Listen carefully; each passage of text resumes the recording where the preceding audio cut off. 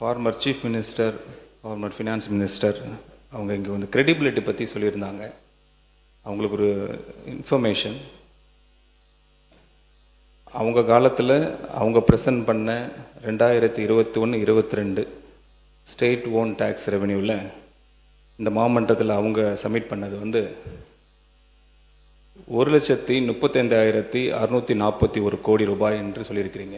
State own tax revenue நீங்கள் finance மினிஸ்டராக இருக்க பார்த்து நீங்கள் ப்ரெசன்ட் பண்ண அந்த இன்ட்ரீம் பட்ஜெட்டில் இங்கே தாக்கல் பட்டது.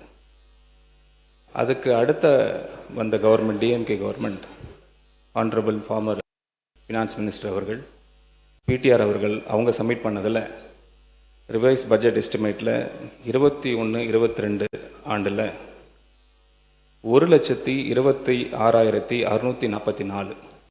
அப்போ நீங்கள் சப்மிட் பண்ணது 1,35,641. தென் ஃபார்மர் ஃபினான்ஸ் மினிஸ்டர் அவர்கள் 1,26,644. 8,997 கோடி டிஃப்ரென்ஸ் இருக்குது. கிரெடிபிலிட்டி பற்றி சொல்கிறீங்க, அதனால் இந்த பாயிண்ட் உங்களுக்கு சொல்கிறேன். அங்கேயே டிஃப்ரென்ஸ் இருக்குது. அது மட்டும் இல்லாமல் இந்த டிஎம்கே வென் தி லெஃப்ட் அவங்க சப்மிட் பண்ண இன்ட்ரீம் பட்ஜெட்டில் ஸ்டேட் ஓன் டேக்ஸ் ரெவென்யூ 2,29,579 கோடி ஸ்டேட் ஓன் டேக்ஸ் ரெவென்யூ சொல்லியிருக்காங்க. ஆனால் அதுக்கு முன்னாடி ஆக்சுவல் 2025-26 ஆக்சுவல்ஸ் அவங்க சப்மிட் பண்ணதில் 1,92,493 கோடி.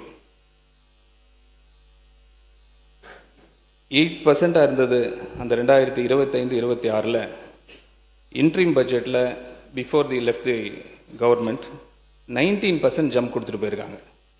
92,493 19% எக்ஸீடிங்காக இருக்குது. 2,29,579 crores.